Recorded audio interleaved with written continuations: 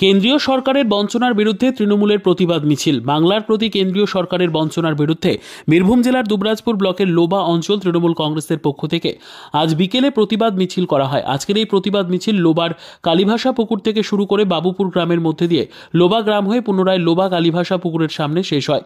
এদিন মিছিলে কয়েক হাজার তৃণমূল কংগ্রেসের মহিলা ও পুরুষ কর্মী অংশগ্রহণ করেন।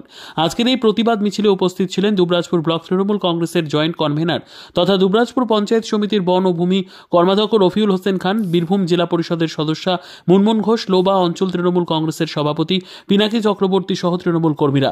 দুবরাজপুর ব্লক তৃণমূল কংগ্রেসের জয়েন্ট কনভেনার রফিউল হোসেন খান জানান, কেন্দ্রের কাছে রাজ্যের বকেয়া কয়েক হাজার কোটি টাকা। একাধিকবার এই নিয়ে সরব হয়েছে তৃণমূল কংগ্রেস, বারবার আর্জি জানিয়েও মেলেনি 100 দিনের কাজের টাকা।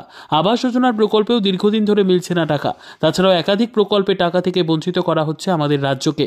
তাই বাংলার প্রতি কেন্দ্রীয় সরকারের বঞ্চনার প্রতিবাদে আমাদের এই প্রতিবাদ মিছিল।